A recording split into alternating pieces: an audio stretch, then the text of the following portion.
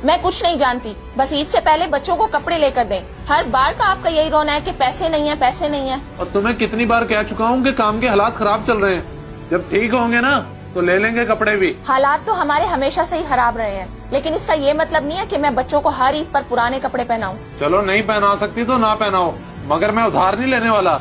और वैसे भी जिसके हालात खराब हो उसे कोई फूटी कौड़ी नहीं देता। एक नंबर के निकम्मे हो तुम। पता नहीं मेरे घर वालों को ऐसी क्या खूबी तुम में नजर आ गई कि तुम जैसे भुक्कड़ के हवाले कर दिया मुझे। अच्छा तो मैं निकम्मा और भुक्कड़ हूँ तो इस घर के अखराजात तुम्हारा बाप आके पूरे करता है। तुम हालात के साथ समझौता ही नहीं कर सकती, बस अपनी जिद में अड़ जाती हो। तो ठीक है, रहो फिर अपने बच्चों के साथ यहाँ अकेले।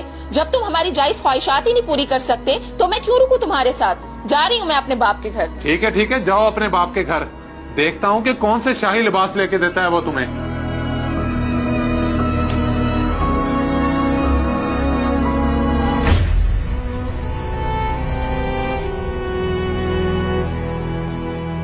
अस्सलाम वालेकुम अब्बा। वालेकुम सलाम बेटा, इस तरह अचानक, सब खैरियत तो है? अब्बा फयाज से मेरा झगड़ा हो गया है, मैं छोड़ आई हूँ उसका घर। ओ मेरे खुदाया, ये क्या किया तुमने बेटी? अपने शौहर का घर छोड़ आई हो, बहुत बुरा किया तुमने। अब्बा आप ये कैसी बातें कर रहे हैं?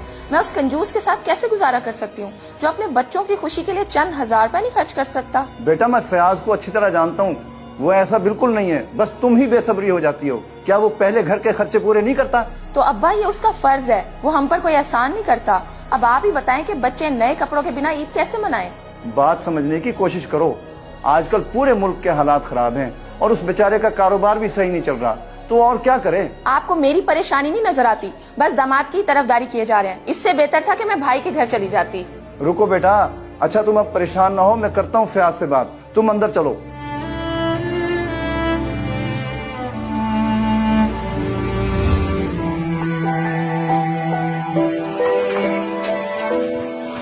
अम्मी खाना दे।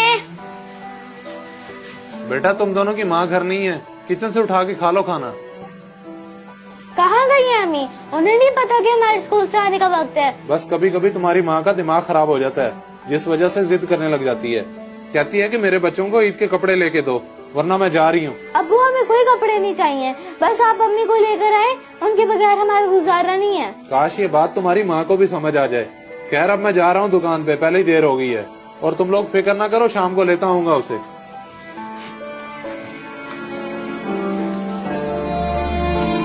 अरे फयाज साहब खैरियत तो है? सुबह सुबह आपके घर से शोर आ रहा था, लगता है भाभी से फिर झगड़ा हो गया आपका। बस जी, आपको तो मालूम है कि मियाँ बीवी के दरमियान छोटी छोटी बातों पे झगड़ा हो जाता है। नाराज होके मेके चली गई है, एक दो दिन में खुद ही आ जाएगी वापस। अगर ना भी आई तो मैं खुद मना लाऊंगा। अच्छा तो ये बात है। खैर अगर आपने बच्चों के कपड़े लेने हो तो मुझे बताइएगा, मेरे दोस्त की शॉप है, वहाँ से अभी अभी कपड़े लेके आ रहा हूँ, रियायत से दिलवा दूंगा आपको। बस अहमद भाई आपको क्या बताऊँ, सारा झगड़ा ही इन कपड़ों का है। बीवी फरमाइश कर रही है कि ईद पे बच्चों को नए सूट दिलवा के दो, और मेरे हालात ठीक नहीं है। ओहो, ये तो वाकई परेशानी की बात है। अगर आपको कुछ पैसे चाहिए तो मैं दे देता हूँ, जब दिल चाहे वापस कर दीजिएगा। नहीं अहमद भाई, बहुत शुक्रिया आपका। दरअसल मैं उधार लेना ही नहीं चाहता। अब मैं जाके दुकान खोलता हूँ, पहले बहुत देर हो चुकी है। मैं अच्छी तरह जानता हूँ इसे, ये कभी भी किसी से मदद नहीं लेगा। मुझे कोई और ही तरकीब लगानी पड़ेगी।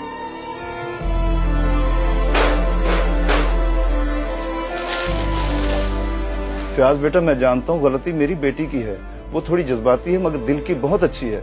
मैं उसकी तरफ से तुमसे माफी मांगता हूँ। अरे अंकल, आप हाथ जोड़ के मुझे शर्मिंदा तो ना करें। आप हमारे बड़े हैं, चाहे जूता उतार के मारें, हम उफ तक भी नहीं करेंगे। बस हालात खराब होने की वजह से जरा परेशानी आ गई है। अल्लाह तुम्हारी परेशानी दूर करे। बस बेटा गुजारिश ये है कि अरे अंकल, आप हिचकिचा क्यों रहे हैं? हुक्म करें, क्या बात है? बेटा वो मैं आयशा को अच्छी तरह समझा के तुम्हारे घर छोड़ आया हूँ, उम्मीद है कि वो अब तुम्हें तंग नहीं करेगी। चलें, ये तो बहुत ही अच्छा हो गया। मैं तो आज शाम ही आपकी तरफ आने वाला था। दरअसल बच्चे बड़े परेशान हो गए थे अपनी माँ के बगैर। इंशाल्लाह अब मैं पूरी कोशिश करूंगा, उसे किसी चीज की कमी नहीं आने दूंगा। अल्लाह पाक तुम्हें और तुम्हारे बीवी बच्चों को हमेशा खुश रखे।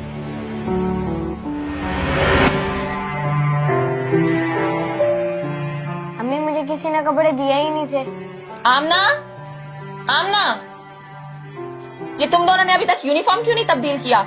माँ एक दिन घर से दूर क्या हुई, तुम दोनों इतने लापरवाह हो गए। हमें तो आप कपड़े निकाल के जाती ना, मुझे क्या पता कहाँ कपड़े पड़े हैं। आगे से जुबान चलाती हो, एक थप्पड़ लगाऊंगी मुंह पे। जाओ आप जाकर भाई को कपड़े दो। ठीक है अम्मी, आ जाइए यहाँ।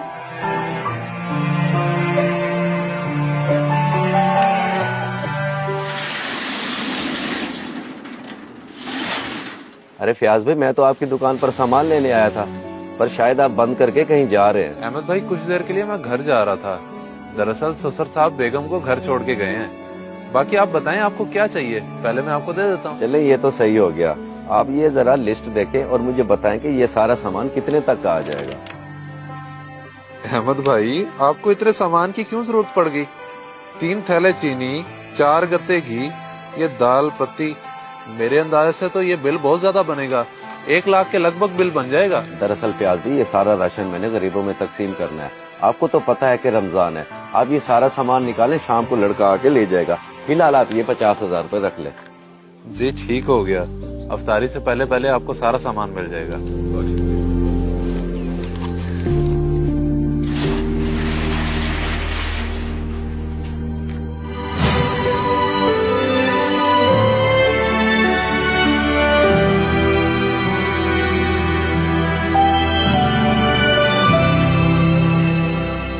अबू देखिए अम्मी आ गई। हाँ हाँ, मुझे पता है। तुम्हारी माँ मेरे बगैर 2 दिन भी नहीं रह सकती। आमना, अपने अब्बा से पूछो अगर खाना खाते हैं तो उठा कर दे दो किचन से। अगर किसी ने बाहर से खाना खाना है और कुछ खरीदना है तो 10 मिनट है तुम लोगों के पास। जल्दी से तैयार हो जाओ। सही है, अब पैसे भी आ गए हैं, चलें तैयार हो जाते हैं फिर। मैं भला कमाता किसके लिए हूँ? तुम सबके लिए है ना। बस इंसान को सब्र का दामन नहीं छोड़ना चाहिए।